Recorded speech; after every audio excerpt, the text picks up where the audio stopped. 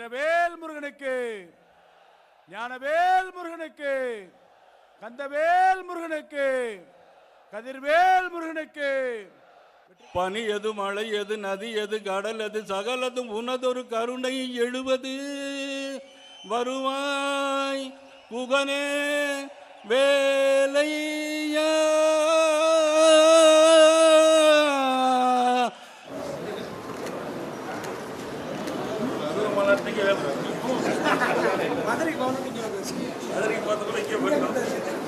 கடவுளின் பெயரால் ஒரு கட்சி மாநாடு நடத்துவதே தவறானது என்று கருதுகிறவன் நான்.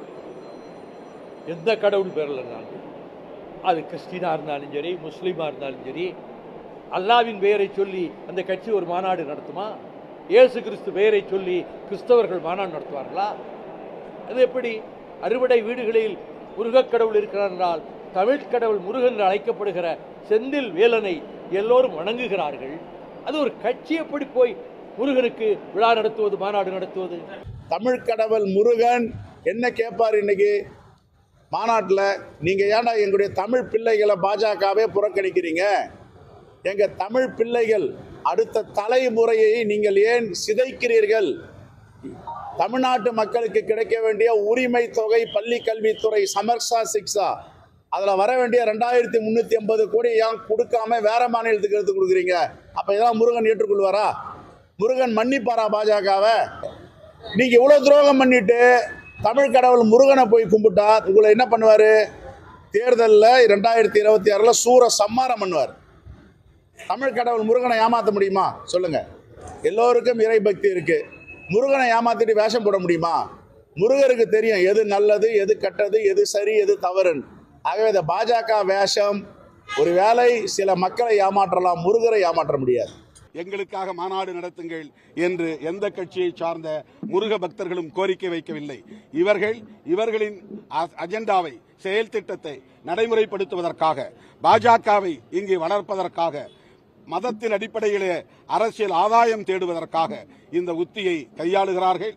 இதற்கு முருக பக்தர்கள் ஏமாந்துவிட வேண்டாம் என்று வேண்டுகோள் விடுக்கிறோம். எந்த ஆட்சியிலும் இல்லாத அளவிற்கு இந்த ஆட்சியில் தான் தமிழ் கடவுள் முருகனுக்கு பெருமைக்கு பெருமை சேர்க்கின்ற ஆட்சி. முழுவதுமாக முருகர் எங்கள் முதல்வர் பக்கத்திலே இருக்கின்றார். எது ஆன்மீகம், எது அரசியல் என்பதை ஆண்டவன் பார்த்து கொண்டிருக்கின்றார். அவர்கள் நடத்துகின்ற இன்றைய மாநாடு முழுக்க முழுக்க முழுக்க முழுக்க முழுக்க முழுக்க அரசியல் மாநாடு. ராமராகட்டும், முருகனாகட்டும், தேர்தல் சமயத்தை மட்டும் ஆன்மீகத்தை எடுத்து அவங்க பிரச்சாரம் பண்றாங்க பாஜக. அது அப்படி எடுத்ததுடைய விளைவு, ராமர் கோயிலை 1000 கோடி அளவிற்கு பிரதிஷ்டை செய்து திருவிழாவை நடத்தினார்கள். அந்த தொகுதியினுடைய தேர்தல் முடிவு என்ன என்று அவரையே கேளுங்கள்.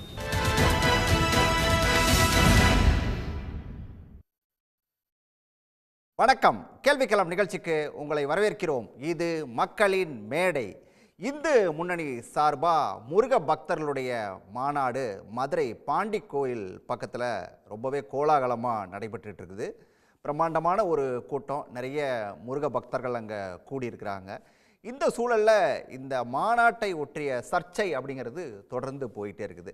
பாஜகவை பொறுத்த வரைக்கும் இது அரசியல் மாநாடு இல்லை, இது முழுக்க முழுக்க முருகனுடைய மாநாடு அப்படின்னு சொல்லி அவங்க குறிப்பிட்ட நேரத்தில், இந்த பக்கம் இருக்கக்கூடிய எதிர்க்கட்சிகளை பொறுத்த வரைக்கும், அதாவது திமுக கூட்டணியில் இருக்கக்கூடிய கட்சிகள் எல்லாம் சொல்லக்கூடிய விஷயம் வந்து இது கடவுள் பக்தி அல்ல, கலவர யுக்தி அப்படின்னு சொல்லி அவங்க தொடர்ந்து சொல்லிட்டு இருக்காங்க. இந்து சமய அறநிலையத்துறை அமைச்சர் சேகர் பாபு அவர் தெளிவாக சொல்லியிருக்காரு, இது வந்து கடவுளுக்கான ஒரு மாநாடு இல்லை, இது அரசியல் மாநாடு தான் அப்படிங்கிறத அவர் திரும்ப திரும்ப பதிவு செஞ்சுருக்கிற சூழலில் தான் இந்த மாநாட்டில் இன்றைக்கி 6 அதாவது சற்று முன்னாடி ஒரு 6 தீர்மானம் நிறைவேற்றிருக்காங்க. இந்த தீர்மானங்களை வந்து இது வந்து அரசியல் மாநாடு இல்லை அப்படின்னு சொல்லிட்டு அந்த மாநாட்டில் அவங்க நிறைவேற்ற தீர்மானத்தில் ஒரு தீர்மானம், தேர்தல்களில் இந்துக்கள் ஒற்றுமையாக இருந்து இந்துக்களுடைய வாக்கு வங்கியை நிரூபிக்கணும் அப்படின்னு சொல்லி அரசியல் சார்ந்த தீர்மானமும் அதில் போட்டிருக்காங்க. 6 தீர்மானம் இருக்குது. அதை பற்றியெல்லாம் கூட நம்ம விரிவாக பேசலாம். இந்த சூழலில் வந்து இந்த மாநாடு குறித்து வைகோ கருத்து சொல்லும்போது சொல்லியிருக்காரு, இது வந்து ஒரு பெரிய வாக்கு வங்கியெல்லாம் பாஜகவுக்கு உருவாக்காது அப்படின்னு சொல்லியிருக்காரு. பாஜகவை வந்து முருகன் வந்து சூரசம்ஹாரம் செய்ய போகிறாரு அப்படின்னு சொல்லி செல்வ பெருந்தகை குறிப்பிடுறாரு. இந்த 2026 தேர்தலில் இந்த முருகன் மாநாடு அப்படிங்கிறது வந்து ஒரு பெரிய தாக்கத்தை ஏற்படுத்தும் அப்படின்னு சொல்லி பாஜக ரொம்பவே நம்புது. ஆனால் இது என்ன மாதிரியான தாக்கத்தை ஏற்படுத்தும் இந்த முருகன் மாநாடு? பாஜகவுக்கு ஏதாவது வாக்கு வகையை உயர்த்த போகுதா? இப்படி பல கேள்விகள் இருக்குது. இதெல்லாம் தொடர்பாக தான் இன்றைய கேள்விகள் நிகழ்ச்சியில் விரிவாக பேசியிருக்கோம். விவாதத்தில் பங்கேற்க ஓய்வு பெற்ற IAS அதிகாரி ராஜகோபால், அதே போல் விடுதலை சிறுத்தைகள் கட்சியிலிருந்து வன்னியரசு, பாரதிய ஜனதா கட்சியிலிருந்து தூத்துக்குடி செல்வம், பத்திரிகையாளர் செந்தில்வேல், இவர்களோடு தமிழ் சைவ பேரவையிலிருந்து அதனுடைய தலைவர் கலையரசி நடராஜன், அனைவருக்கும் வணக்கம். எல்லாருடைய முதல் பார்வையும் கொஞ்சம் வேகமாக கேட்டு வந்துடுறேன். நான் முதல்ல கலையரசி அம்மாட்ட நிகழ்ச்சி தொடங்கலாம் அப்படின்னு நினைக்கிறேன். அரசியல் மாநாடு இதுக்கு, அதாவது இது வந்து அரசியல் மாநாடு கிடையாது மதுரையில் நடக்கிறது, இது ஆன்மீக மாநாடு அப்படின்னு சொல்லிட்டு இன்னைக்கு அதில் வந்து போடப்பட்டிருக்கிற தீர்மானத்தில் ஒரு தீர்மானம் வந்து இந்துக்களுடைய வாக்கு வங்கி எல்லாம் அந்த வாக்கு வங்கியை குறித்து அந்த தீர்மானம் அதெல்லாம் போட்டிருக்காங்க. இதை எப்படி பார்க்குறீங்க? இந்த மாநாட்டை நீங்கள் எப்படி பார்க்குறீங்க? கைப்புண்ணுக்கு கண்ணாடி தேவையில்லை. இந்த மாநாடு முழுக்க முழுக்க அரசியல் மாநாடு அப்படிங்கிறத அந்த தீர்மானமே தெளிவாக சொல்லிடுது. அதற்காக அவங்க 1000 சப்பை கட்டலாம். இந்த மாநாடு முருக பக்தர்கள் மாநாடு அப்படின்னு அவங்க சொல்கிறதுக்கு அவங்களுக்கு கொஞ்சம் கூட உரிமையே கிடையாது. அவர்களில் யாருக்கும் பக்தியும் கிடையாது. அங்கே போகிறவங்க பக்தியோடு அந்த கோயிலெல்லாம் பார்க்கணுங்கிறதுக்காக போகிறதில்ல. ஏன்னா அது வந்து ஒரு தற்காலிகமாக வடிவமைக்கப்பட்ட ஒரு கண்காட்சி அப்படிங்கிற அந்த கோணத்தில் தான் மக்கள் அங்கே போய்கிட்டு இருக்காங்க. அவர்களுடைய நோக்கம் வந்து பொழுதுபோக்கு. இன்றைக்கு விடுமுறை நாள். இப்போ இந்த விடுமுறை நாள்னு ஒன்று வந்துட்டால் மக்கள் எங்கெங்கேயோ போய் குவிகிறாங்க. இப்போ இது ஒரு நல்ல ஒரு கண்காட்சியாக அவங்களுக்கு இருக்கிறதுனால அங்கே அந்த கூட்டம் கூடியிருக்குது. இவங்க கூட்டியிருக்காங்க அந்த கூட்டத்தை. அதனால் அது பக்தர்கள் கூட்டம்னு நினைக்க வேண்டாம். அது பக்தர்கள் கூட்டம் கிடையாது. இவர்கள் பக்தியை வளர்க்க வேண்டும் என்பதற்காகவோ அல்லது முருகர் மேலே உள்ள பக்திக்காகவோ இந்த மாநாட்டை அவங்க கூட்டலை. இது யாரும் இதை பற்றி தெளிவாக ரொம்ப நேரமெல்லாம் பேச வேண்டிய வேலையே இல்லை. இது எல்லாருக்குமே தெரிந்த கதையாக இருக்குது. இது ஒரு அரசியல் வாக்கு வங்கிக்காக, தேர்தலுக்காக, ஓட்டுக்காக நடக்கின்ற ஒரு மாநாடு அப்படின்னு தெளிவாக எல்லாருக்குமே தெரியுது. படித்தவர்கள் படிக்காதவர்கள் மற்றவங்களோட பார்வையை கேட்டு வந்துடுறேன்.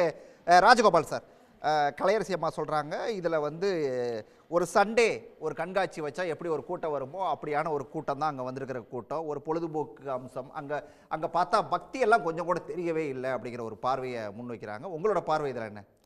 இல்லை, நான் யாருடைய கருத்துக்கும் ஒரு வேறுபட்ட கருத்தை சொல்லணுன்றதுக்காக சொல்லலை. சரி, உங்கள் கருத்தை சொல்லுங்கள் சார். மாநாடுன்றது ஒருத்தர் ஒரு மாநாடுக்கு ஏற்பாடு செஞ்சுருக்காங்க. இப்போ உங்கள் வீட்டில் ஒரு திருமணம் நடக்குது. திருமணத்துக்கு மாப்பிள்ளை இவங்க பொண்ணு இவங்க அப்படின்னு நீங்கள் முடிவு பண்ணியிருக்கீங்க. அந்த திருமணத்தை சரியான முறையில் நீங்கள் நடத்த போகிறீங்கன்னு நீங்கள் தான் முடிவு செய்ய முடியும். அது உங்கள் சம்பிரதாயப்படி நீங்கள் நடத்த போகிறீங்க. அதை பற்றி நான் கருத்து சொல்ல முடியாது. நான் வந்து என்னை அழைப்பாளியாக கூப்பிட்டீங்கன்னா நான் வந்துட்டு போக முடியும். அப்படி தான் இருக்க முடியுமே தவிர இதுக்கு வந்து வேறு ஒரு கருத்தை கற்பிப்பது என்பது சரியான ஒரு கருத்தாக அமையாது. அதாவது அவங்க இந்து முன்னணி வந்து ஒரு கூட்டத்தை கூப்பிட்டுருக்காங்க. அதுக்கு நமக்கு உயர்நீதிமன்றத்தில் அனுமதி கிடைச்சிருக்கு. அவங்க உயர்நீதிமன்றத்தில் அந்த அனுமதி சீட்டெல்லாம் கூட தேவையில்லைன்னு இப்போ கடைசியாக ஒரு முடிவு கூட கொடுத்துருக்காங்க. அப்போது உயர்நீதிமன்றத்துடைய கண்காணிப்பில், காவல்துறையின் கண்காணிப்பில் தான் நடைபெறுகின்றது. சமூக நல்லிணக்கம் பேணி பாதுகாக்கப்பட வேண்டும் என்று அந்த ஒரு நிபந்தனையும் அங்கு சொல்லப்பட்டிருக்கின்றது. இப்படி இருக்கும் பொழுது இந்துக்களுக்கான மாநாடை கூப்பிடுவதில், அழைப்பதில் என்ன தவறு இருக்க முடியும் என்று எனக்கு புரியவில்லை. சரி, இந்துக்கள் ஒன்று கூடுகின்றார்கள், முருகன் மீது பக்தி உள்ளவர்கள் ஒன்று கூடுகின்றார்கள். அந்த முருகன் மீது பக்தி உள்ளவர்கள் முருகனை எப்படி வழிபட வேண்டும் என்பது அவர்களுடைய அவாவின்படி, அவர்களுடைய இஷ்டம். அதை வந்து நான் இப்படி தான் வழிபட வேண்டும் என்று நாம் சொல்ல முடியாது. இது தேர்தலுக்காக நிச்சயமாக இந்த மாநாடு கூட்டப்பட்டு இருக்கின்றது. எப்படி சொல்ல முடியும்? தேர்தல் என்ன நாளைக்கு இருக்கா, இல்லை ஒரு மாதத்தில் இருக்கா? ஓராண்டுக்கு பிறகு இருக்கக்கூடிய ஒரு தேர்தலுக்கு இன்னைக்கு ஒரு மாநாடு கூட்டப்பட்டு இருக்கின்றது என்றால் அந்த மாநாட்டிற்கும் தேர்தலுக்கும் என்ன சம்பந்தம் இருக்க முடியும்? ரைட். அடுத்த பார்வை சார், வன்னியர் சார், இது தேர்தலுக்கு இதுக்கு என்ன சம்பந்தம் இருக்க முடியும்? இது வந்து முழுக்க முழுக்க ஒரு ஆன்மீக மாநாடு அப்படின்றாரு. இல்லை, அதாவது நடத்துறது இந்து முன்னணிங்கிற பேரில் நடத்தினாலும் சரி, இந்து முன்னணி அப்படிங்கிறது ஒரு RSS ஒரு கிளை அமைப்பு தான். காந்தியை படுகொலை செய்த அமைப்பு ஆர்எஸ்எஸ், இந்து மகாசபை, இதனுடைய பின்னணியிலிருந்து வந்த அமைப்பு தான் வந்து காந்தி இந்து முன்னணி. கொலை பண்ணலை. அப்போ இந்த இந்து முன்னணியினுடைய நோக்கம் அப்படிங்கிறது இன்றைக்கி வந்து அவங்க வந்து ஆன்மீகங்கிற பேரில் வந்து எங்கேயுமே அவங்க வந்து இந்தியா தமிழ்நாட்டில் எங்கேயுமே ஆன்மீகங்கிற பேரில் வந்து வன்முறையை தூண்டுறது தான் அவங்களுடைய நோக்கம். இது வந்து ஆன்மீக மாநாடு அப்படின்னு சொன்னால் கூட, இப்போ வந்து நீதிமன்றம் வந்து ஆன்மீகத்தை தவிர வேறு எதுவும் பேசக்கூடாது அப்படின்னு சொன்னால் கூட அவர்கள் வந்து தீர்மானமே வந்து முழுக்க வந்து 6 தீர்மானத்தில் 3 தீர்மானம் வந்து அரசியல் தொடர்பான தீர்மானம் தான் நிறைவேற்றியிருக்கிறாங்க. இதெல்லாம் தாண்டி அவர்கள் வந்து வன்முறையை தூண்டுவது, வன்முறையை ஊக்கப்படுத்துவது, இதுதான் அவங்களோட அரசியல் மாநாடு அப்படிங்கிறத தாண்டி அவர் என்ன சொல்கிறாங்க, அந்த மாநாட்டில் என்ன சொல்கிறாரு, இந்துக்களாய் இந்து என்று சொல்வோம், பெருமையோடு தலை நிமிர்ந்து செல்வோம் சொல்லி அவர் வந்து அந்த முழக்கத்தை வந்து இந்து முன்னணி சொல்லுது. எந்த இந்து வந்து தலை நிமிரணும்? மேல் பாதியில் வந்து எந்த இந்து கோயிலுக்குள்ளே உள்ள விடாமல் இருக்கிறாங்க? அதை பற்றி ஏதாவது தீர்மானம் போட்டிருக்கிறாங்களா? தமிழ்நாட்டில் வந்து தலித்துகள் வந்து கோயிலுக்குள்ளே போக முடியாத நிலைமை இருக்குதே, இது இந்தியா முழுக்க இருக்குதே, இதை பற்றி ஏதாவது பேசுவாங்களா? அவன் முழுக்க இந்த மாநாடு அப்படிங்கிறது ஒரு பிளவுவாதத்தை இந்து அப்படிங்கிற பேரில் கட்டமைக்கிறது அப்படிங்கிறது நோக்கமே தவிர அது ஒரு பக்தி மாநாடு, பக்தர்களுக்கான மாநாடு அல்ல. இது முழுக்க போலி தேசபக்தர்கள் மாநாடு இந்த மாநாடு. ஓகே செல்வம், இது வந்து ஒரு போலி தேசபக்தர்களோட மாநாடு அப்படிங்கிற ஒரு குற்றச்சாட்டை வன்னியரசு முன்வைக்கிறாரு. அதாவது வந்து ஒரு ஆன்மீக மாநாடுனா அதுக்கு என்னென்ன வழிமுறைகள், விதிமுறைகள், அதெல்லாம் எதெல்லாம் இருக்கணுமோ அதெல்லாம் இல்லை அப்படிங்கிற ஒரு பார்வையும் கூட இவங்க முன்வைக்கிறாங்க. இது வந்து கலவரத்தை உண்டாக்கக்கூடிய ஒரு உத்தி அப்படிங்கிற ஒரு குற்றச்சாட்டும் கூட இருக்குது. என்ன பதில் இதுக்கு? இது வந்து முழுக்க இந்து பக்தர்கள், அதாவது முருக பக்தர்கள், இந்து பக்தர்கள் என்பதை விட முருக பக்தர்கள் நடத்துகிற மாநாடு. இதில் மற்றவங்களுக்கு எதுலேயும் வந்து ஒரு வருத்தமோ ஏதோ வர வேண்டியதில்லை. ஒரு ரம்ஜான் பண்டிகை நடத்தக்கூடிய உரிமை இஸ்லாமியர்களுக்கு இருக்கிறது. அதை போலவே கிறிஸ்தவ மக்களுக்கு வந்து எப்படி வந்து அவர்களுடைய வழிபாட்டு முறைகளுக்கான உரிமை இருக்கிறதோ அதை போல இந்து மக்கள் நடத்துகிற முருக பக்தர்கள் நடத்துகிற மாநாடு. என்னுடைய அருமை அண்ணன் வன்னியரசு சொன்னார், அது மேல்மா கூட்டத்துக்கு போக முடியல, வேங்க வயலுக்கு. நான் என்ன சொல்கிறேன், வேங்க வயலை பேசுங்க சார். வேங்க வயலில் உங்கள் ஆட்சி நடக்க ஏறக்குறைய 67 ஆண்டுகள்.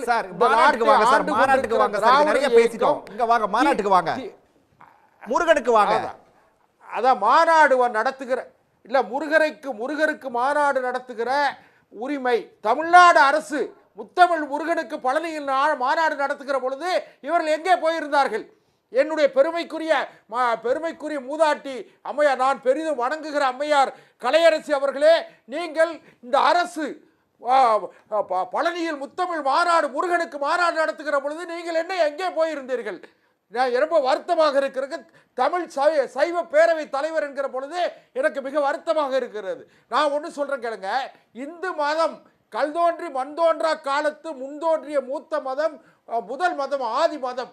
இந்த மதத்தை வழிபடக்கூடிய உரிமை, தமிழ் கடவுள் முருகனை வழிபடக்கூடிய உரிமை முருக பக்தர்களுக்கு இருக்கிறது. இங்கே என்ன மதக்கலவரத்தை தூண்டுற மாதிரி எதுவும் பேசிட்டாங்களா? மதக்கலவரத்தை வந்து தூண்டுற மாதிரியோ தீர்மானம் எதுவும் நிறைவேற்றியிருக்காங்களா? இல்லை. அவர்கள் சிந்தூர் நடவடிக்கை, ஆபரேஷன் சிந்தூர் நடவடிக்கையை பாராட்டி தீர்மானம் போட்டிருக்கிறார்கள். அது என்னது? இந்திய தேசத்தினுடைய ஒற்றுமையை, இந்திய தேசத்தினுடைய வலிமையை, பெருமையை மாற்றார்களை ஒரு அரசியல் மாநாட்டில் இல்ல ஒரு அரசியல் மாநாட்டில் நீங்க சொல்ற விஷயங்களை போடலாம். Okay right. நீங்க வந்து இது முழுக்க ஆன்மீகம் சம்பந்தப்பட்ட மாநாடு, முருகர் மாநாடுன்னு நீங்க சொல்லிட்டு இதுல எங்க வந்துச்சு இதெல்லாம் அப்படிங்கிற கேள்வி தானே வருது. மன்னிக்கணும் திருவேங்கட சார், என்ன சொல்றா, ரம்ஜான் பண்டிகைக்கு நீங்கள் நோன்பு திறக்க அண்ணன் வன்னியரசில் இருந்து அண்ணன் செந்திவேலில் இருந்து எல்லோரும் போகும் பொழுது எது ரம்ஜான் பண்டிகைக்கு நோன்பு திறக்க நீங்க ஏன் சார் போறீங்க? கிறிஸ்துமஸ் பண்டிகைக்கு வாழ்த்து சொல்ற நீங்க, முருகனுக்கு கந்த சஷ்டிக்கு நீங்க ஏன் வாழ்த்து சொல்லல? நீங்க ரம்ஜான் பண்டிகைக்கு வாழ்த்து சொல்ல, பக்ரீத் பண்டிகைக்கு வாழ்த்து சொல்லுகிற நீங்கள் ஏன் விநாயகர் சதுர்த்திக்கு நீங்கள் வாழ்த்து சொல்ல மறுக்கிறீர்கள்? அதனால இந்த அரசுகள், திராவிட இயக்க அரசுகள் போலி வேடதாரிகள் என்பதை இந்து மக்கள் உணர்ந்திருக்கிற காரணத்தால் இந்து மக்கள் அனைவரும் முருக பக்தர்களாக ஒன்று கூடி இருக்கிறார்கள். அவ்வளவுதான். இது நடத்தக்கூடிய உரிமை செந்திலோட பார்வை கேட்டேன். சரி முருக பக்தர்கள் தான் ஒன்று கூடி இருக்காங்க அப்படின்னு சொல்றீங்க. செந்தில்வேல் சார், பேர்லயே செந்திலையும் வேலையும் சேர்த்து வச்சிருக்கீங்க. சொல்லுங்க, இது வந்து முருக பக்தர்கள் தான் ஒன்று கூட்டிருக்காங்களா? உள்ளபடி இந்த மாநாட்டுக்கு ஒரு விதத்தில் நான் அந்த மாநாட்டுக்காக நான் வந்து பாராட்டுக்களை தெரிவிக்க கடமைப்பட்டிருக்கிறேன். ஏன்னா இவருடைய நோக்கம் ஆன்மீகம் அல்ல, அரசியல் என்பதை இந்த மாநாட்டின் மூலமாக இவர்கள் உறக்க சொல்லி இருக்கிறார்கள். எனக்கு முன்பாக பேசிய ஐயா ராஜகோபால் ஐயா அப்படின்னு நினைக்கிறேன், ஒரு வாதம் வைத்தார். அவங்க எப்படி கும்பிடணுங்கிறதெல்லாம் நீங்கள் எப்படிங்க சொல்ல முடியும், அது அவங்களுடைய விருப்பம், அவங்களுக்கு எப்படி விருப்பம் இருக்குதோ அந்த மாதிரி அதை செய்கிறாங்க அப்படிங்கிறாங்க. தப்பு இல்லை. நாங்கள் எங்கள் சொடலமாட சாமியை எப்படி கும்பிட்றோமோ அதே மாதிரி முருகர் சாமியை கும்பிட்ற முடியுமா? அனுமதிப்பீங்களா? நாங்கள் எங்கள் இஷ்டப்படி எந்த சாமியை நீங்கள் கும்பிட விட்டுருக்கீங்க? ஆகம விதின்னு ஒன்று கொண்டு வந்து குறுக்க நிப்பாட்டினீங்களே, அங்கே வந்தது யார்? அதனால் அந்த ஆகம விதிகளால் பாதிக்கப்படுறது யார்? ஒரு ஹிந்துவால் இன்னொரு ஹிந்து தானே பாதிக்கப்படுறோம். அப்படிலாம் நீங்கள் எங்களை என்றைக்கு அனுபவிச்சிருக்கிறீங்க? Right, okay. நான் ஒன்று விஷயத்துக்கு வரேன் சார், ராஜா திருவேங்கடம் சார். இது வந்து அரசியல் மாநாடு அப்படிங்கிறதுக்கு போகின்ற பொழுது அன்பு சகோதரர் தூத்துக்குடி சொல்லும் கொந்தளித்தார். அதற்கு வாழ்த்து சொல்லலையா, எதுக்கு வாழ்த்து சொல்லலையான்லாம் கேட்டார். எல்லாத்துக்கும் வாழ்த்து சொல்கிறோம், எனக்கு அதில் எந்த பிரச்சனையும் இல்லை. வாங்க, உங்களோட சேர்ந்து கந்த சஷ்டி கவசம் படிக்க தயார். உங்களோட நான் சிறப்பாக அதை படிப்பேன். உங்களோட சிறப்பாக வந்து சிவபுராணம் எனக்கு சொல்ல தெரியும். அதெல்லாம் பிரச்சனை. இது அரசியல் மாநாடுங்கிறதுக்கு 2 உதாரணங்களை மட்டும் நான் சொல்லிடுறேன் சார். ஹெச் ராஜா நேற்று சொல்லுகிறார், யார்? பாரதிய ஜனதா கட்சியினுடைய மிக முக்கிய தலைவர், மூத்த தலைவர் சொல்லுகிறார், இது எவ்வளவு வன்மமான வாதம். நீங்கள் அரசு நடத்திய முருகன் மாநாட்டுக்கும் இதுக்கும் எவ்வளோ வித்தியாசங்கிறத பாருங்கள். இந்து சமய அறநிலையத்துறை அமைச்சரை பார்த்து அல்லேலுயா பாபு என்று சொல்லிக்கிறார். ஏன் சார் சொல்லணும் அப்படி? இது இன்னொரு மதத்தை வம்பிழுக்கிறது இல்லையா? அல்லேலியா பாபுன்னு சொல்லலாமா? ஒருத்தரை பார்த்து, யாரை பார்த்து? மாதம் மாதம் சபரிமலைக்கு போகிற ஒருவரை பார்த்து அல்லேலியா பாபு. நரேந்திர மோடியை பார்த்து அல்லேலியா நரேந்திர மோடின்னு சொன்னால் நீங்கள் விட்டுருவீங்களா சார்? அஸ்ஸலாமு அலைக்கும் இவர் அமித்ஷா அப்படின்னு அவருக்கு பேர் வச்சா நீங்கள் விட்டுருவீங்களா? என்ன லாஜிக் சார்? சேகர் பாபுக்கே நீங்கள் அப்போ உங்களுடைய நோக்கம் என்ன? மத கலவரத்தை தூண்டுவது. நான் என்ன சொல்கிறேன், என் தோழர் வன்னியரசு கேட்டார, மேல்பாதி கிராமத்தில் திரௌபதி அம்மன் கோயிலுக்குள்ளே போகணும்னு சொன்னவங்களும் ஹிந்து, கோயிலுக்குள்ளே வரக்கூடாதுன்னு தடுத்தவர்களும் ஹிந்து. இந்த 2 ஹிந்துல பாஜகவும் ஆர்எஸ்எஸும் இந்து முன்னணியும் எந்த ஹிந்து பக்கம் நின்றார்கள்? எந்த ஹிந்து பக்கம் நின்னீங்க? நீங்க போய் கோயிலுக்குள்ள போகாத. முடிச்சிரட்டும், குறுக்கிட வேண்டாம். செல்வம் நீங்க பேசலாம். இது அவருக்கான நேரம். முடிச்சிரட்டும், ஒரு 2 நிமிஷம் தான். முடிச்சிரட்டும். மாறாக நான் திருப்பி சொல்றேன், இது மத கலவரத்தை தூண்டுவதற்கான மாநாடுங்கிறத நான் சான்றோடே சொல்றேன். மாறாக ஐயா ஹெச் ராஜா சொல்றாரு, என்ன சொல்றாரு? யாரு? பீட்டர் அல்போன்ஸ், ரைட்டுங்களா? அப்புறம் வந்து பேராசிரியர் ஜவாஹிருல்லா, பீட்டர் அல்போன்ஸ், ஆலூர் ஷானவாஸ், இவர்கள் எல்லோரும் வந்து சொல்லணுமா என்னன்னு? நீங்கள்லாம் தமிழராக இருந்தால், அவங்கெல்லாம் உண்மையிலே தமிழர்களாக இருந்தால் இவர்கள் எல்லோரும் திருச்செந்தூர் முருகன் கோயிலுக்கு வந்து திருநீர் பூசிக்கணுமா? இல்லைன்னா இவர்கள் எல்லாம் தமிழர்கள் இல்லையா? ரைட்டா? நான் ஒரே ஒரு கேள்வி கேட்குறேன் ஹெச் ராஜாவுக்கு. இந்த ஒரு கேள்விக்கு மட்டும் தூத்துக்குடி சொல்லுவோம், ஹெச் ராஜாவை பயில் சொல்லிட்டோம். ரைட்டு சார், அவங்க வந்து அங்கே பூசிக்கிறாங்கன்னு வச்சுப்போம் ஒரு வாதத்துக்கு. அப்படியே அம்மையார் நிர்மலா சீதாராமன், ஐயா ஹெச் ராஜா, அவங்க குடும்பத்தினர் எல்லாரும் எங்களோட பக்கத்திலே பாண்டி கோயில் இருந்துச்சு இல்ல, பாண்டி கோயிலுக்கு வாங்க, எங்க இந்து சாமிக்கு நம்ம எல்லாரும் சேர்ந்து கிடா வெட்டுவோம். கிடா வெட்டி அங்கனே கிடாவை உரிச்சு அங்கேயே சாமிக்கு படைச்சி அங்கேயே படையில போட்டு ஹெச் ராஜாவுக்கு கொஞ்சம் நிர்மலா சீதாராமனுக்கு கொஞ்சம் பருமாறுவோம். நம்மெல்லாம் உட்கார்ந்து சமபந்தி சாப்பிடுவோம். ஹிந்து சாமிக்கு படைத்த பிரசாதத்தை சாப்பிட இவர்கள் தயாரா? என்ன சார் கதை விடுறீங்க? அப்போ சம்பந்தம் இல்லாத ஹெச் ராஜாவும் ஆலூர் ஷானவாசும் பீட்டர் அல்போன்ஸும் நெத்தியில உபதி வச்சுக்கணுமா? இவங்க வந்து எங்க கோயிலுக்கு வர மாட்டாங்க, எங்க சாமியை கும்பிட மாட்டாங்க. யாரு ஹிந்து நீங்க ஏமாத்திட்டு இருக்கிறீங்க? அப்போ இது திட்டமிட்ட மத கலவரத்தை தூண்டுவதற்கான ஒரு மாநாடு என்பதற்கு இன்னும் நிறைய சான்றுகள் இருக்குது. நீங்க அனுபவிச்சீங்கன்னா அடுத்து சொல்றேன். செந்தில் சார் ஒரே ஒரு செகண்ட். செல்வம் குறுக்கிட்டாரு, என்னன்னு அதுக்கு சேர்த்து பதில் சொல்லிடுங்க. ஒரே செகண்ட். செல்வம். ஆனா ஷியா பிரிவு சன்னி பிரிவு, இஸ்லாத்துல வந்து ஷியா பிரிவும் சன்னி பிரிவு இருக்கு. ஷியா பிரிவினுடைய மரபுகள் நடைமுறைகள் வேற. அதை போலவே கிறிஸ்தவ மார்க்கத்துல யாரு அல்லேலியா பின்பற்றக்கூடிய நடைமுறை வேற. இல்ல நீங்க பாருங்க, திரும்ப வேற பக்கம் டைவர்ட் பண்ணி கொண்டு போறீங்க. வந்து ஒன்றைய முடிச்சு போட்டு நீங்க வேற ஒண்ணு இல்ல. இவங்க செந்தில்வேல் சார் என்ன நினைக்காரு கேட்டீங்கன்னா, அவர் சொல்லுவதை வந்து இந்துக்களுக்கு இந்து கடவுள்கள்ல எங்களுக்கு ஒன்று கேளுங்க, அண்ணன் முருகன், தம்பி சபரிமலையில இருக்கிற யார் கடவுள். அதனால நான் என்ன சொல்றேன்னு கேட்டா, எங்களுக்குள்ள ஒவ்வொருவருக்கும் ஒவ்வொரு மரபு இருக்கிறது. அம்மையார் வந்து சைவம் தான் சாப்பிடுவாங்க. அதே நேரத்தில் வைணவத்தில் இருக்கிறவர்கள் சைவத்தில் இருக்கிறவர்கள் இப்படி ஒவ்வொருவரும் ஒவ்வொரு பழக்க வழக்கத்தை கடைபிடிக்கிறாங்க. இதை எப்படி நீங்க குறை சொல்லுவீங்க? சரி, அதனால நீங்க அது வேற. நீங்க தொடர்ந்து பேசலாம். கலையரசம்மா உங்ககிட்ட தான் இப்போ நம்ம பேசிட்டு இருக்கிற நேரத்தில் அங்கே மாநாட்டில் வந்து அண்ணாமலை பேசியிருக்காரு. மிக முக்கியமான ஒரு விஷயம், அதை கவனிக்கணும். அதாவது சனாதன தர்மம் எங்கெல்லாம் பிரச்சனைக்குள்ளா இருக்குதோ அங்கெல்லாம் இருப்பேன் அப்படின்னு பவன் கல்யாண் சொல்லுவார். இப்போ இங்கே சனாதன தர்மத்துக்கு ஒரு பிரச்சனை வந்திருக்குது, அதனால தான் அவர் இங்கே வந்திருக்காரு அப்படின்னு சொல்கிறாரு. இதுக்குள்ளேயும் ஏதோ ஒரு விஷயத்தை வச்சு பேசுகிற மாதிரி தெரியுது.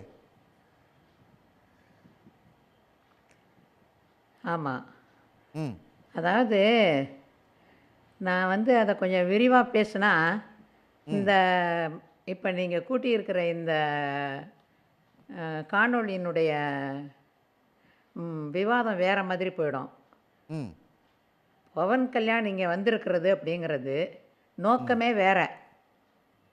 தெலுங்கு மக்கள் இத்தனை கோடி இருக்காங்க இங்கே, அதனால் நாடு வந்து தமிழ்நாடல்ல தெலுங்கு நாடுன்னு சொல்கிற அளவுக்கு அவங்களுடைய மனப்போக்கு இருக்குது. அதை வந்து வலுப்படுத்துவதற்காக தமிழ்நாட்டோட தொடர்பு வைத்து கொள்ள வேண்டும் என்கின்ற ஒரு எண்ணத்தின் அடிப்படையில் தான் பவன் இங்கே ஊடாடி கொண்டிருக்கிறார். நடக்காது இது ஒன்று. ரெண்டாவது, எனக்கு முன்பாக பேசிய அருமை பிள்ளை என்னை அம்மா என்று மரியாதையோடு பேசினார். இந்து இந்து இந்து என்று சொன்னார். இந்து கிடையாது. பதில் பேசுறீங்கன்னா யாரும் பேச முடியாது, இருங்க முடிச்சிட்டோம். முருகனோ சிவனோ இந்து கிடையாது, சைவர்கள். சைவர்கள் எல்லா சமயங்களையும் கபலீகரம் செய்தது இந்து என்பது. சைவம் என்று ஒரு சமயம் இருக்கிறது, அதுதான் எங்களுடையது, அதுதான் தமிழ் சைவம். இந்த நாடு தமிழ் சைவ நாடு. இங்கே முருகரும் சிவனும் சிவ குடும்பங்களும் சைவ குடும்பங்கள். அதனால் இந்து இந்துங்கிற இந்த பொய்மையெல்லாம் பேசாதீர்கள். அவர்கள் பேசுகிறார்கள் என்பதற்காக தமிழர்களாகிய நீங்களும் பலியாகி விட்டீர்களே, அதை நினச்சி தான் எனக்கு 80 வயதாகுது. மனம் அப்படியே துன்பத்தில் இருக்கிறேன் நான் உங்களையெல்லாம் நினச்சி. நீங்கள்லாம் இப்படி தமிழையும் தமிழ் நாட்டையும் இழக்கிறீங்களே, உங்களுடைய இப்போ சந்ததிகளை நினைக்காமல் இப்போ தாரவாத்துட்டீங்களே, அதை நினச்சி நான் வருத்தப்பட்டுக்கிட்டு இருக்கேன். நடப்பது இந்து நாடாக இருக்கலாம், ஆனால் அது தமிழர்களுக்குரிய நாடு அல்ல. அவர் நடத்துகிற மாநாடு தமிழ் மாநாடு அல்ல. அது முதல்ல அவர் சொன்னார், சேகர்பாபு நடத்தின போது அம்மா எங்கே போயிருந்தேன், அது ஒரு அரசாங்கம் நடத்துனுச்சா? சேகர்பாபு தனியாக நடத்தினாரா? தமிழ்நாட்டுக்குள்ள தமிழர்கள் நடத்தியிருக்காங்க. அமைச்சர் யாருமா? சேகர்பாபு. அது யாரோ நடத்துனாங்க. நான் போனேனா இங்க? நான் போனேனா? அதை பற்றி கருத்து எங்கிட்ட அப்ப கேட்டாங்களா? என்ன இதெல்லாம் நீங்க ஈடுபடுத்தக்கூடாது ஐயா. ஒன்று சொல்றேன் கேளுங்க. இப்ப நடப்பது வந்து மத வெறியை தூண்டுகின்ற நிகழ்ச்சி. அது மட்டுமல்ல, தமிழ்நாட்டை தாரை வார்ப்பதற்காக இங்கே உள்ள தமிழர்கள் பிஜேபி உறுப்பினர்களாக சேர்ந்தவர்கள் எல்லாம் தன்னை மறந்து நடந்து கொண்டிருக்கிறார்கள்.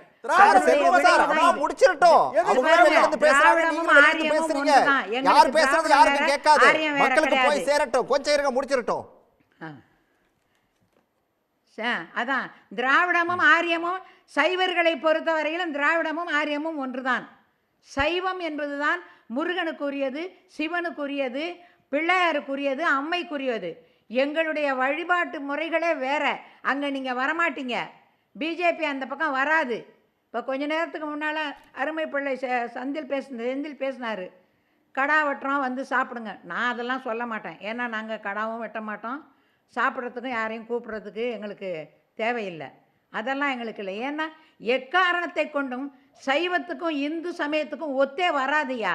நீங்கள் நடத்துகின்ற இந்த மாநாடு இந்து மாநாடு. சைவர்களுக்கு இங்கே வேலை கிடையாது, சைவர்களுக்கும் அதுக்கும் சம்பந்தம் கிடையாது. தமிழ்நாட்டை கூறு போட முயற்சி செய்கிறீர்கள். தமிழ்நாட்டை இழப்பதற்கான வழிமுறைகளை நீங்கள் வகுக்கிறீர்கள். தமிழர்களாக பிறந்த நீங்கள்லாம் அந்த இயக்கத்தில் போய் சேர்ந்து இந்துங்கிற பேரில் எல்லாத்தையும் இழந்துக்கிட்டு இருக்கிறீங்க. எனக்கு வருத்தமாக இருக்கிறது. இதுக்கு மேலே எனக்கு உங்களுக்கு எப்படி உங்களுக்கெல்லாம் புரிய வைக்கிறதுனே எனக்கு தெரியல. சரிம்மா, நாம் அடுத்து பேசலாம், தொடர்ந்து பேசலாம். இருங்க. தமிழ்நாட்டையே கூறு போடக்கூடிய ஒரு முயற்சி இது அப்படின்னு சொல்லிட்டு ஒரு பகீர் குற்றச்சாட்டை அம்மா முன் வைக்கிறாங்க. இல்லை, அதாவது நான் ஏற்கனவே சொன்ன மாதிரி நான் தனிப்பட்ட முறையில் யாரையும் தாக்க விரும்பலை. யாருடைய கருத்துக்கும் ஒரு மாற்று கருத்து சொல்லணுன்றதுக்காக நான் பேசலை. இதில் 3-4 கருத்துக்கள் நம்ம வந்து முக்கியமாக தெளிவாக நமக்கு தெரியணுன்றது என்னுடைய அவா. அதாவது முதல்ல மகாத்மா காந்தியை கொன்னது வந்து கோட்ஸே. ஆனால் கோட்ஸே வந்து ஆர்எஸ்எஸ் உடைய மெம்பர் கிடையாது. ஆர்எஸ்எஸ் அப்போ வந்து கோட்ஸேவோட மெம்பர்னு யாரை எப்போ ஜாயின் பண்ணாங்கன்னு சொல்லுங்கள், நான் அதுக்கு பதில் கொடுக்குறேன். இது வந்து ஒரு தவறான கூற்று. கோட்ஸே வந்து இதுக்குள்ள வந்துடலாம் சார், இதுக்குள்ள வந்துடலாம். ரைட், அதான் இல்லை சொன்ன கருத்துக்கு கடா வெட்டுறது அவங்களுடைய பழக்கம்.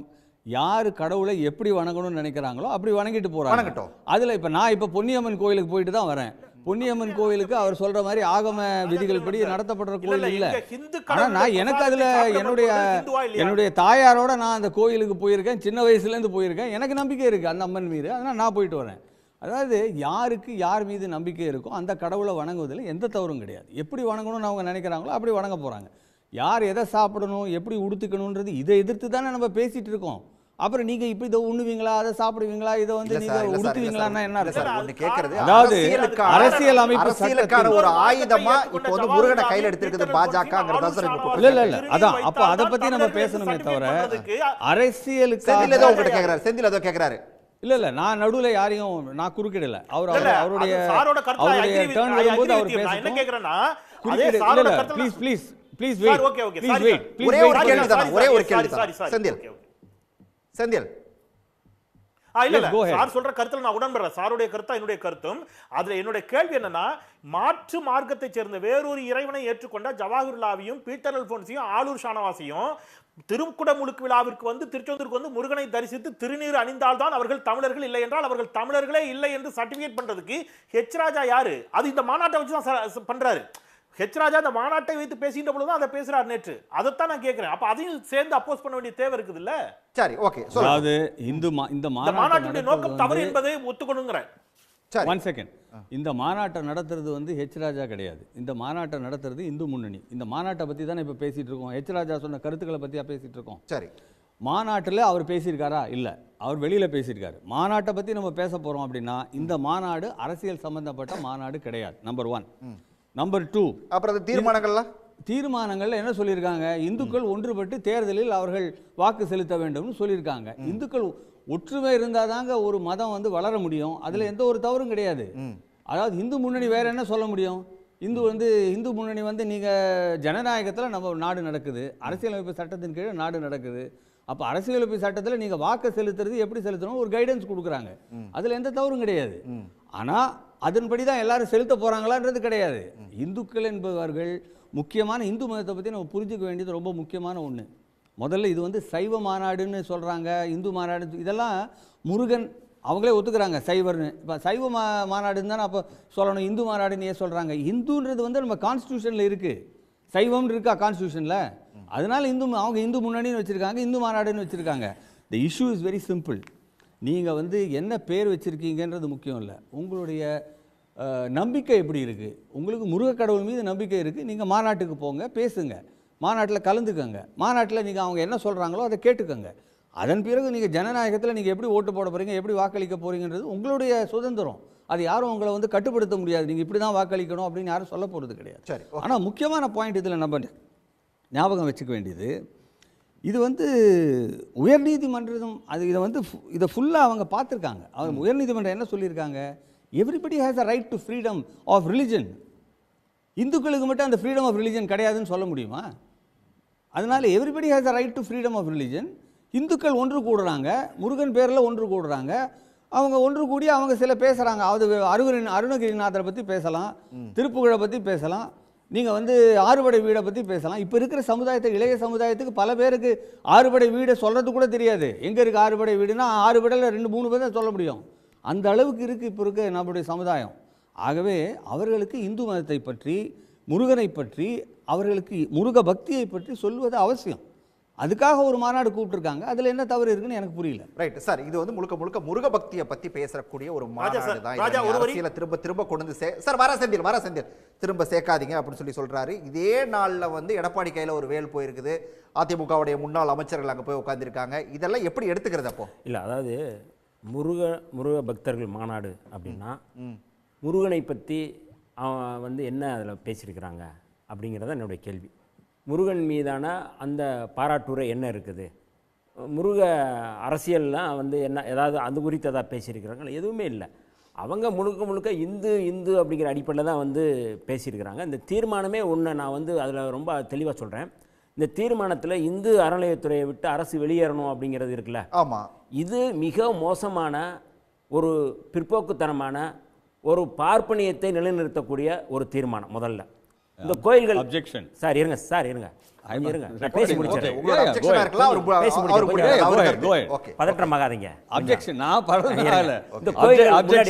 இந்த கோயில்கள் எல்லாமே வந்து ஒரு காலத்தில் வந்து பார்ப்பனர்கள் கட்டுப்பாட்டில் இருக்கும் பொழுது பிற்படுத்தப்பட்ட சமுதாயத்தைச் சேர்ந்தவர்களும் தாழ்த்தப்பட்ட சமுதாயத்தைச் சேர்ந்தவர்கள் கோயிலுக்குள்ளே வர முடியாது அப்படிங்கிற சூழலில் இப்போ அம்மா சொன்னது போல் நாங்கள் சைவர்கள், சைவம், வைணவம், கௌமாரம் இதையெல்லாம் ஒருங்கிணைந்து இந்து சமூகத்தை உருவாக்குறாங்க, இந்து சமயத்தை உருவாக்குறாங்க. அவங்க இந்து அறநிலையத்துறையை கொண்டு வர்றாங்க. அந்த சமயத்தில் அரசு சார்பாக தாழ்த்தப்பட்ட சமுதாயத்தைச் சேர்ந்தவர்களும் பிற்படுத்தப்பட்ட சமுதாயத்தைச் சேர்ந்தவர்களும் அதிகாரிகளாக வருவதை விரும்பாத இந்த பார்ப்பனர்கள் என்ன பண்ணுறாங்க அப்படின்னா முழுக்க அதை தன்னுடைய கட்டுப்பாட்டுக்குள் வைப்பதற்காக மீண்டும் அதை வந்து அரசு வெளியேறணும்னு சொல்கிறாங்க. அரசு வெளியேறினா இது யார் கட்டுப்பாட்டில் இருக்குன்னு அவங்க சொல்ல முடியுமா? அந்த தீர்மானத்தில் ஏதாவது விளக்க முடியுமா? அரசு வெளியேறணும் அப்படிங்கிற நோக்கமே வந்து முழுக்க இது பார்ப்பனர்கள் கட்டுப்பாட்டுக்குள்ளே வைக்கணும். பிற்படுத்தப்பட்ட மக்களுக்கும் தாழ்த்தப்பட்ட மக்களுக்கும் எதிரான தீர்மானம்.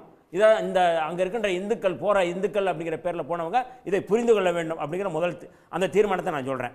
ரெண்டாவது ரொம்ப முக்கியமான தீர்மானம் இவங்க பேசுகிறது, இப்போ வந்து பகல்காம் குறித்தும் இந்த ஒரு தீர்மானம் போட்டிருக்கிறாங்க. ஆமாம், அந்த தீர்மானம் நீங்கள் அதை பாராட்டுறது உங்களுடைய கடமை, அது பிரச்சனை. இது வந்து உண்மையிலே முருகனை பற்றி தான் மாநாடுன்னா ஏன் பகல்காம் கத்தி இதில் பற்றி பேசுகிறீங்க? ஆபரேஷன் ககருங்கிற பேரில் படுகொலை செய்யப்பட்ட பழங்குடி மக்கள் எல்லாரும் இந்துக்கள் தான். நீங்கள் வந்து அது குறித்து ஏதாவது பேசுனீங்களா? அரசு தான் அந்த படுகொலை செய்து தீர்மானம் முருகனை பற்றியே போட்டிருக்கணும். ஒன்றுமே இல்லையே. நீங்கள் நான் கேட்குறேன், தமிழ்நாடு முழுக்க 60 வீடுகளையும் தமிழில் மட்டுமே வழிபாடு செய்ய வேண்டும் ஒரு தீர்மானத்தை போட முடியுதா உங்களுக்கு? அதுக்கு உங்களுக்கு துணிச்சல் இருக்கா? சரி, முருகன் வந்து நீங்கள் வந்து வள்ளியை திருமணம் செஞ்சார், குறத்திய சாதி மறுப்பு திருமணம் செய்யணும்னு சொல்லிட்டு நீங்கள் அதை தீர்மானம் போட முடியும்? உங்களால் தீர்மானம் போட முடியுமா?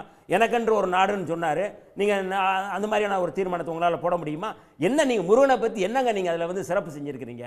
முழுக்க சனாதனத்தை மையப்படுத்தி தான் நீங்கள் வந்து அதில் வந்து நீங்கள் நடத்துகிறீங்க, முழுக்க அதை நடத்துகிறீங்க. பவன் கல்யாணுக்கும் முருக பக்தருக்கு என்ன சம்பந்தம்? அவர் என்ன முருக பக்தரா? அவர் எப்படிப்பட்டவரும் ஒரே ஒரு சம்பவம். நீங்கள் வந்து திருப்பதி கோயிலில் வந்து லட்டில் வந்து சனாதானத்துக்கு எங்கெல்லாம் பிரச்சனை வருதோ அங்கெல்லாம் அதைத்தான் சொல்கிறேன். அண்ணாமலை பேசிட்டாரு. சனாதனத்தை அழித்தொழிக்க வேண்டும் அப்படிங்கிறது தான் அரசியலமைப்பு சட்டம். எங்களுடைய இது இல்லை. நீங்கள் வந்து ஜனநாயகம் வேண்டும், சனாதனம் கூடாதுங்கிறது தான் திருத்தப்பட்ட அரசியலமைப்பு சட்டம். அந்த அரசியலமைப்பு சட்டத்தில் மீண்டும் சனாதனத்தை நீங்கள் கொண்டு வரீங்கன்னா இந்த மாநாடே அரசியலமைப்பு சட்டத்துக்கு எதிரானது. எப்படி நீங்கள் வந்து இதை நீங்கள் கொண்டு வந்து அனுமதிக்க முடியும்? நீங்கள் இவர் வந்து பவன் கல்யாண் சொல்கிறாரு, அவர் வந்து திருப்பதியில் லட்டில் வந்து மாமிசமோ ஏதோ கலந்துருச்சு அப்படின்னு சொல்லி அவர் வந்து உடனே பூஜை பண்ணார், அது குறித்து பேசினார்.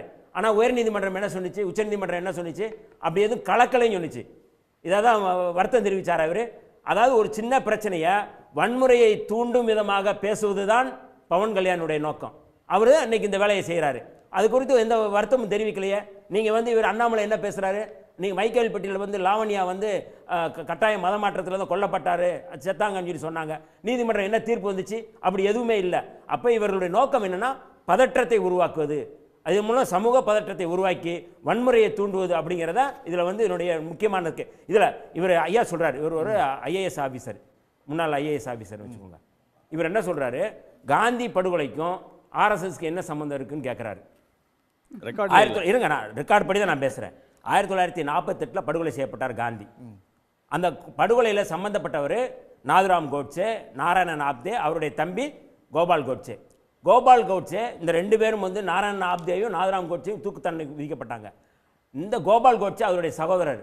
இவர் விடுதலையானது எப்போனா 18 ஆண்டுகள் கழித்து 1964 விடுதலை ஆகிறாரு.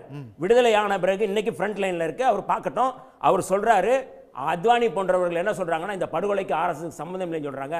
நாங்கள் ஆர்எஸ்எஸ்னுடைய கள வீரர்கள் அப்படின்னு சொல்லி அவர் சொல்கிறாரு.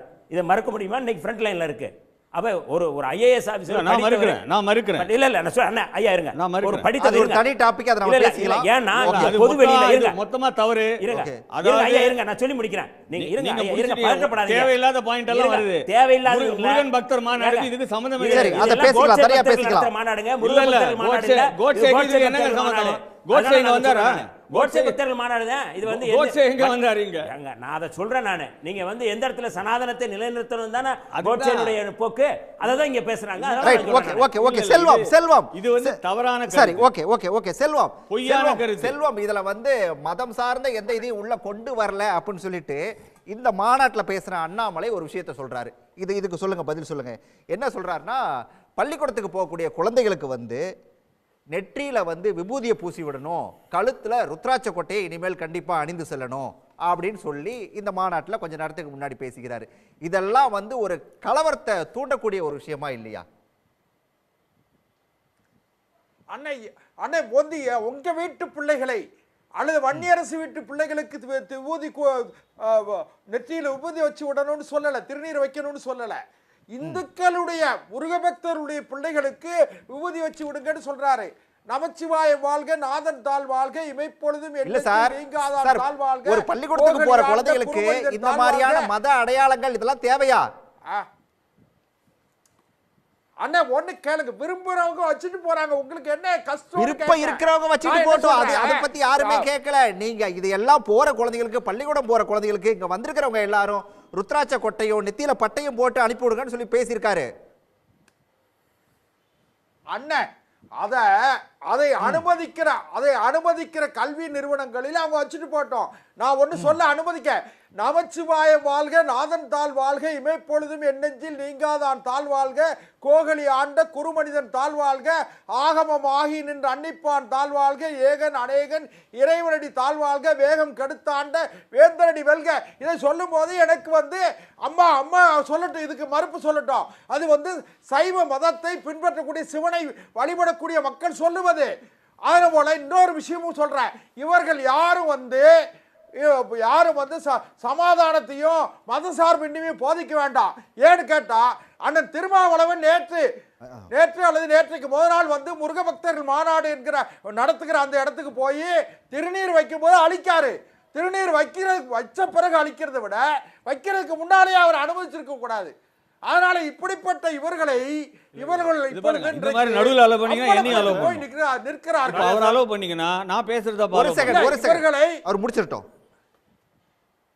நான் முடிச்சிடறேன். அதாவது இதை இவங்க அம்பலப்பட்டு போய் நிற்கிறாங்க. ஏன்னு கேட்டா, நான் என்ன சொல்றேன்னா, சிலுவை எப்படி ஒரு மதத்தினுடைய அடையாளமாக, அதாவது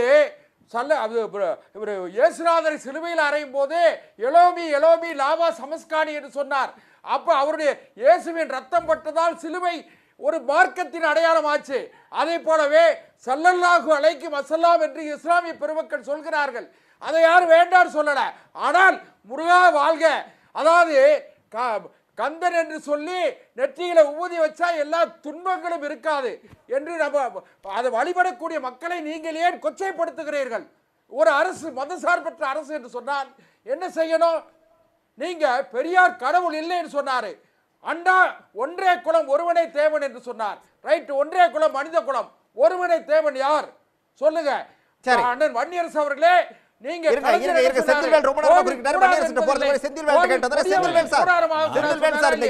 எடப்பாடியோட பேச்சு எப்படி பாக்குறீங்க? இப்போ நம்ம செல்வம் குறுக்கிட்டது, அதே போல செல்வம் பேசுனது, அண்ணாமலையோட பேச்சு, இதுக்கெல்லாம் சேர்த்து மொத்தமா பேசிருங்க சார். ரொம்ப நேரமா குறுக்கிட்டீங்க. ஒரே விஷயம் தான். நமச்சிவாய வாழ்க, நாதன் தாழ்வாழ்க, இமைப்பொழுதும் எண்ணெஞ்சில் நீங்காதான் தாழ்வாழ்க, கோகலி ஆண்ட குறுமணியன் தாழ்வாக, ஆகமம் ஆகி நின்று அன்னிப்பான் தாழ்வாழ்க, ஏகன் அநேகன் இறைவன் அடிவல்க என்று சிவபுராணத்தை பாடினார் அல்லவா என்னுடைய சகோதரர் தூத்துக்குடி செல்வம். இதே சிவபுராணத்தை பாடி நெஞ்சமெல்லாம் சிவநாமத்தை தாங்கி காதலாகி கசிந்து கண்ணீர் மல்கி ஓதுவார் தம்மை நன்னெறி குவிப்பது வேதம் நான்கில் மெய்ப்பொருளாவது நாதன் நாமம் நமச்சிவாய என்று சிதம்பரம் கோயில்ல ஒரு ஹிந்து ஓதுவார், ஆறுமுகசாமி ஓதுவார், அவர் ஹிந்து சைவ ஓதுவார். அவர் போய் தேவாரம் பாடுறதுக்கு போனாரு. அவர் போய் அங்க பைபிள் ஓத போகல, அவர் போய் குர்ஆன் ஓத போகல. சிதம்பரத்துல தேவாரம் பாடுறதுக்கு போன அந்த ஆறுமுகசாமி ஓதுவாரை அடித்து காயப்படுத்தி வன்முறை செய்து அவரை தாக்கி வெளியில தூக்கி வீசியது ஹிந்துக்கள், தீட்சிதர்கள். எங்க சார் போச்சு இந்து முன்னணி? எங்க போச்சு இந்து முன்னணி? எங்க போச்சு ஆர்எஸ்எஸ்? தூத்துக்குடி செல்வம் எங்க இருந்தாரு? ஹெச் ராஜா எங்க போனாரு? தீர்த்துக்குடி அந்த எப்படி ஒரு ஹிந்துவை தாக்கலாம்? ஏப்பா தேவாரம் பாடுறது ஒரு குத்தமா கோவில்ல என்று அன்றைக்கு தீட்சிதர்களுக்கு எதிராக செல்வன் சார் பொறுமையா இருந்தேன், அமைதியா இருங்க. அன்றைக்கு தீட்சிதர்களுக்கு எதிராக கொந்தளிச்சிருக்கணும். ஆனால் தேவாரம் முடிச்சிட்டு செல்வம் செல்வம் செல்வம் அவர் முடிச்சிட்டு பேசுங்க. நீங்க பேசும்போது அமைதியா இருக்கணும். நான் முடிச்ச அப்புறம் நீங்க பேசுங்க. அன்றைக்கு ஆறுமுகசாமி ஓதுவார அடித்து தூக்கி வெளியில் வீசிய போது தீட்சிதர்களுக்கு எதிராக எத்தனை பேர் போராட்டம் பண்ணீங்க? அதே கோயில்ல லதா என்ற ஒரு சகோதரிய தீட்சிதர் தர்ஷன் என்பவர், ஐயா அர்ச்சனையை கொஞ்சம் நல்லா பண்ணி கொடுங்க ஐயா, கவனக்குறைவா இருக்கீங்களையான்னு கேட்ட ஒரு கேள்விக்கு ஓங்கி கன்னத்தில் அப்புனாரு. அடி வாங்கியது ஹிந்து சகோதரி, அடித்தது ஒரு ஹிந்து தீட்சிதர். எத்தனை பேர் போராடினீங்க? ஒரு ஹிந்து சகோதரி அடி வாங்கிட்டாங்கன்னு அவங்களுக்கு திருட்டு பட்டம் சுமந்துனீங்க. சார் என்ன கதை விடுறீங்க? என்ன திடீர் ஏன் இதை கேட்கறனா? ஹிந்துக்கள் எல்லோரும் ஒற்றுமையாக இருக்க வேண்டும் என்று மாநாடு நடத்தப்படுகிறது என்று ராஜகோபாலையா சொன்னார். ஏன் சார் தீட்சிதர்களும் ஆறுமுகசாமி ஓதுவாரும் ஒற்றுமையா இல்ல? அந்த ஒற்றுமையை வலியுறுத்தி நீங்க ஏன் அன்னைக்கு யாரும் போராடல? சார் வேணாம் சார், விட்டுருங்க. வைணவத்துக்கு வாங்க. நீங்க என்ன பண்றீங்க வைணவத்துல?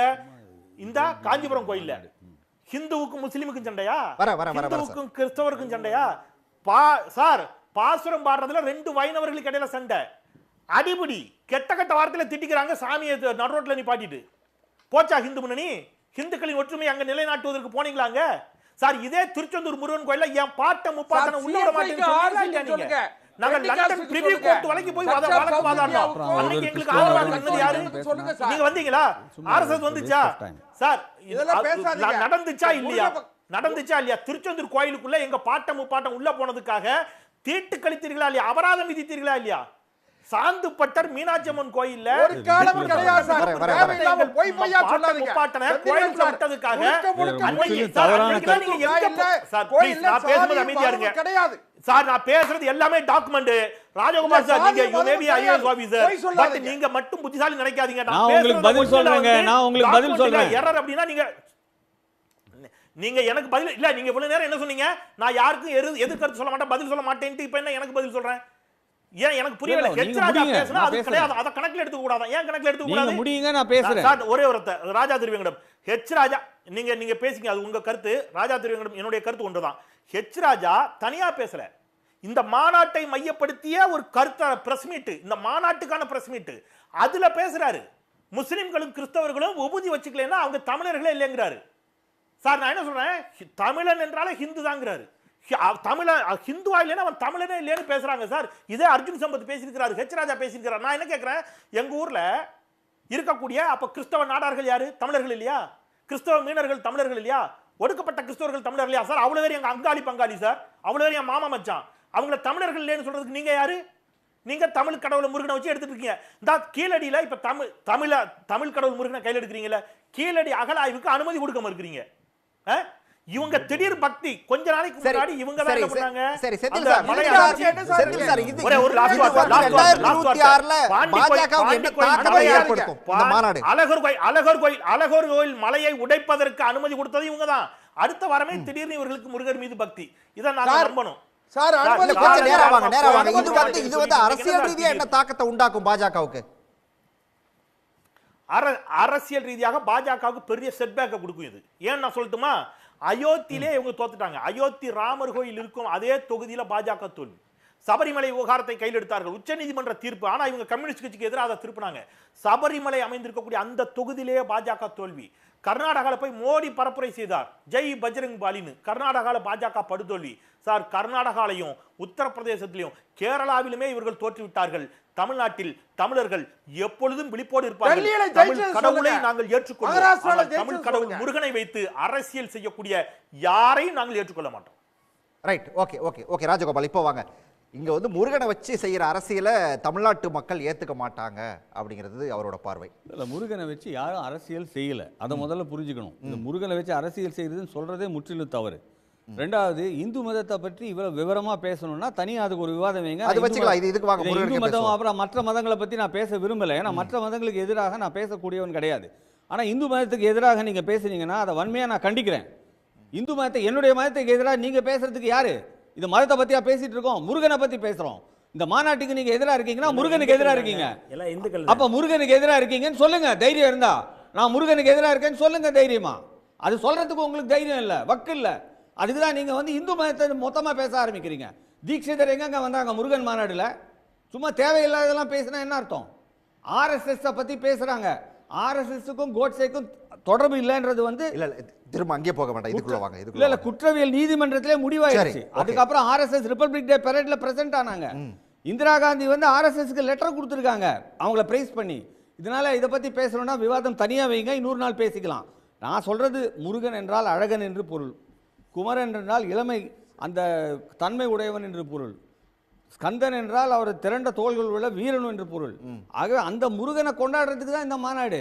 அந்த முருக மாநாட்டில் யாரெல்லாம் கொண்டாட வராங்களோ வரட்டும், அவங்க அதை பத்தி பேசினா உங்களுக்கு ஏங்க கஷ்டமா இருக்கு? Right right right. கலையரசி அம்மா இது வந்து முருகனை கொண்டாடுறாங்களா? ஏன்னா இங்க பாத்தீங்கன்னா எடப்பாடி கையிலேயே வேல் வந்துருச்சு இன்னைக்கு. அவங்களும் அதிமுகவுடைய முன்னாள் அமைச்சர்கள்லாம் போய் உட்காந்துருக்காங்க முன் வரிசையில. இதை முருகனை கொண்டாடுறதா பார்க்கலாமா? கொண்டாடட்டும். ஆனால் இந்துன்னு சொல்கிறவங்களுக்கு முருகனை கொண்டாடுறதுக்கு உரிமையே கிடையாது. முருகன் என்பவர் தமிழ் கடவுள். தமிழ் என்பது சைவம். சிவன் என்றால் சைவன். அந்த சிவ குடும்பத்தை சேர்ந்தவர் முருகர். முருகர் வந்து தமிழர்களுக்குத்தான் சொந்தமானவர். எல்லாருக்கும் அருள் செய்வார் கருணையினால்.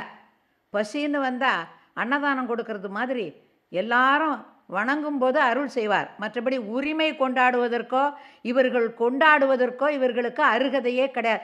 எப்போ இவங்க இந்து இந்து இந்துன்னு சொல்லிக்கிறாங்களோ இவங்களுக்கு முருகரை பற்றி பேசுவதற்கு உரிமையே கிடையாது. அதே போல் இந்த எச் ராஜா இன்னும் இருக்கக்கூடிய யாரெல்லாம் ஏதோ பேசுகிறாங்கன்னு சொல்கிறாங்க. அவங்கெல்லாம் யார்? தமிழுக்கும் அவங்களுக்கும் என்ன சம்பந்தம்? தமிழ்நாட்டில் பழச்சிக்கிட்டு இருந்தாக்க தமிழர்களை பற்றி எது வேணால் பேசலாமா? பவன் கல்யாண் யார்? இங்கே தமிழ்நாட்டில் பிரச்சனை இருக்குது, அதெல்லாம் நான் சரி பண்ணுறேங்கிறான். யார் அந்த பவன் கல்யாண்? முருகர் மாநாட்டுக்கு வந்துட்டா அவர் முருகனை அனுப்பின ஆளா? தமிழர்களை ரொம்ப சோதிக்க வேண்டாம். இந்த இந்துங்கிற பேரை வச்சு இதுவரையிலும் இந்தியாவை பாழாக்கிக்கிட்டு இருக்கிறீங்க. எங்கே போகுது இந்த இந்தியா? எங்கே இந்து மதம் போகுதுன்னு சொல்லி ராமானுஜா ஆச்சாரியார் எழுதின அந்த நூல் நம்ம கையில் இருக்குது. இந்துக்கள் இந்துக்கள் இந்துக்கள்னு சொல்கிறவங்க நாட்டை என்ன செய்யறதுக்கு வச்சுருக்காங்க எண்ணங்கிறது எங்களுக்கு தெளிவாகவே தெரியும். இந்த மாநாடுகளின் மூலமாக தமிழர்களை இன்னும் முட்டாள் என்று நினைத்து கொண்டிருக்க வேண்டாம். எதுவும் நடக்காது. தேர்தல்னால் அதெல்லாம் ஒன்றுமே நடக்காது.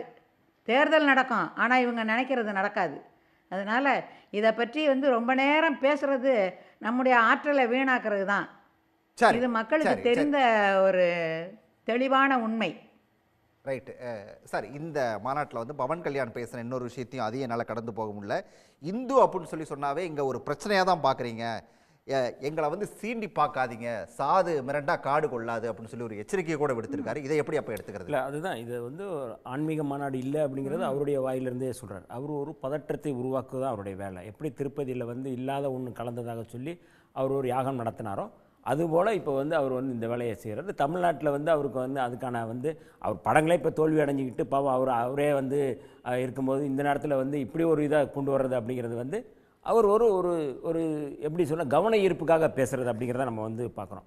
இதில் ரொம்ப முக்கியமாக இந்த மாநாட்டில் என்னென்னா நீங்கள் பல்வேறு விஷயங்களை நீங்கள் வந்து பேசுகிறது அப்படிங்கிறத தாண்டி இப்போ பங்கெடுத்தவர்கள் அத்தனை பேரும் ஒரு வன்முறை பேச்சுக்களை பேசுகிறது அப்படிங்கிறத கடந்த காலங்களில் நம்ம பார்த்துட்ருக்கோம். இந்த மாநாட்டிலே அதுதான் நடந்திருக்கு. எந்த இடத்துலையும் வந்து அவங்க வந்து ஒரு ஆக்கப்பூர்வமான உரையாடலோ ஆக்கப்பூர்வமான மதம் சம்பந்தமாக பக்தி இலக்கியம் சம்பந்தமாக ஏதாவது பேசியிருக்காங்களா? நீங்கள் சுவரட்டி பாருங்களேன். சூரனை வதம் செய்த முருகா, திராவிடத்தை நீ வந்து வேலெடுத்து அழிக்கவா அப்படின்னா இது என்னங்க?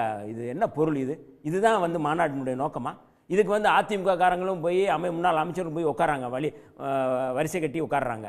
நீங்கள் திராவிடத்தை அழிக்க வந்த முருகனை வந்து நீங்கள் பேசுகிறீங்க அப்படின்னா என்ன மாதிரியான நீங்கள் முருகனை கையில் எடுத்து தான் இனி அரசியல் பண்ணணும் அப்படின்னு சொல்லி எடப்பாடி ஏதாவது பிளான் பண்ணுறாரா? இல்லை, அது எடப்பாடி அவர்கள் வந்து தமிழ்நாட்டுக்கும் தமிழ் மக்களுக்கும் துரோகம் செய்கிறாரு.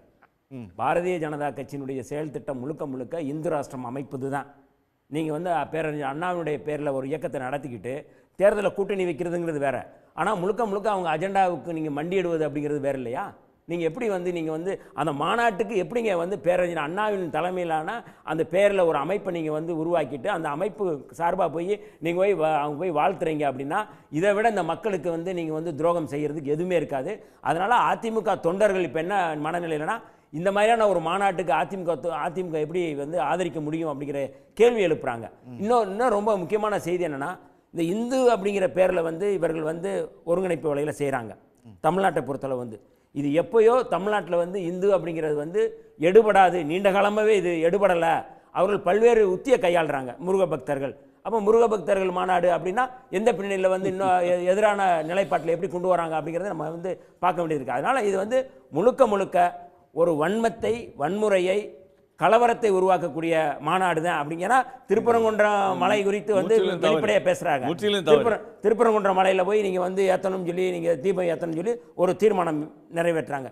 இது நீண்ட காலமாக வந்து நீங்கள் வந்து ஏற்றிட்டு தானே இருக்கிறாங்க. இதில் என்ன இருக்குது, பின்னணியில் என்ன இருக்குது? நீங்கள் வந்து திருப்பரங்குன்றம் மலைன்னு எல்லாருமே சொல்கிறாங்க. சிக்கந்தர் மலைன்னு யாரும் சொல்லலை. இவர்களாக ஒரு மலையை இவங்களாக உருவாக்குறாங்க, ஒரு கற்பனாவாதத்தை உருவாக்குறாங்க.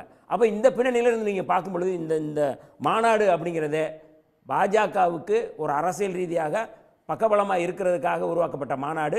ஆனால் அது பக்கபலமாக இருக்காது, இதுக்கு பின்னடைவு தான் ஏற்படும். ஏனென்றால் தமிழ்நாட்டு மக்கள் எல்லாவற்றையும் பார்த்துக்கிட்டு தான் இருக்காங்க. அப்போ நீ மோடியே வந்து இங்கே வந்து நின்று பேசினா கூட, தேர்தலில் போட்டிட்டா கூட இங்கே வந்து ஒன்றும் ஆக போகிறதில்ல. அதனால் இந்த மாநாடு அப்படிங்கிறது முழுக்க வன்முறையை கட்டமைக்கக்கூடிய மாநாடு அப்படிங்கிறது தான் என்னுடைய பார்வை. செல்வம் உங்களோட பார்வை, அதாவது திராவிடத்தை வேற இருக்க வா ஓடி வா முருகா அப்படின்னு சொல்லி சொன்னீங்கன்னா அதே இடத்துல போயிட்டு வந்து அதிமுக உட்கார்ந்து இருக்குது, அங்க திராவிடம் இல்லையா? இதை எப்படி புரிஞ்சுக்கிறதுன்னு கேட்கிறாரு வன்னியரசு. அதாவது வேற ஒண்ணு இல்லை சார், இதுல அறநிலையத்துறை என்கிற பெயரில் 1952 கலைஞர் அவர்கள் சொன்னாங்க கோவில் கூடாது என்பதில்லை, கோவில் கொடியவர்களின் கூடாரமாக கூடாது சொன்னார். அப்ப கலைஞர் சொன்னார் பாருங்க, கோவில் கொடியவர்களின் கூடாரமாக இன்றைக்கு எது ஆட்சியாளர்கள் கையில், அறநிலையத்துறை கையில, கொடியவர்களான அறநிலையத்துறை கையில இருக்கக்கூடாது. அறநிலையத்துறையில் ஒரு குறிப்பிட்ட சமுதாயத்தோட கைக்கு போடுமா அப்படிங்கறத கேள்வி எழுப்பினாரு. அது பாயிண்ட் இல்ல. கொடியவர்கள் யாருன்னா இருங்க, கொடியவர்கள் யாரு அப்படின்னா இங்க பாருங்க, கொடியவர்கள் யாருன்னா சங்கராமனை படுகொலை செய்தார்கள், சங்கராமனை படுகொலை செஞ்சாங்கல்ல, அந்த மாதிரி சங்கராச்சாரியர் இருக்க கூடாதுன்னு அவர் சொல்றாரு. அப்படிதான் அந்த கொடியவர்கள் மற்ற மதங்களுக்கு இருக்கு அறநிலையத்துறை கேட்டுருவோம். அதுதான் கேள்வி, அவங்களுடைய கேள்வி அதுதான். அத கேளுங்க.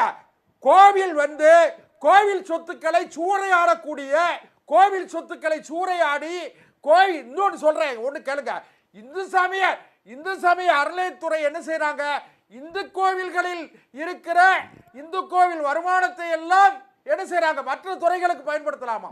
ஆனா மற்ற மதங்களில் உள்ள அந்த அதாவது கிறிஸ்தவ ஆலயங்களில் இஸ்லாமியத்தில் இருக்கிற அந்த இஸ்லாமிய சொத்துக்களை எல்லாத்தையும் நாங்க என்ன செஞ்சிருக்கோம், பிரதமர் மாண்புமிகு மோடி அவர்கள் வக்ஃபு சட்டத்தின் மூலமாக, வக்ஃபு வாரிய சட்டத்தின் மூலமாக அந்த இஸ்லாமிய மக்களுக்கு பயன்படும் சொல்றாங்க. ஆனால் நீங்கள் அறநிலையத்துறை சொத்துக்களை இல்ல நாம இந்த மாநாட்டை பத்தி கொஞ்சம் பேசிடுவோம். இல்ல இதுல வந்து அரசியல் இல்ல செல்வம் திரும்ப அங்கதான் வரோம். அரசியல் வரலன்னு சொல்லிட்டு இதுல எதுக்கு திரும்ப ஒரு மத கலவரத்தை தூண்டுற மாதிரியான பேச்சுக்கள் எங்க இருந்து வருது அதுதான் கேக்குறாங்க.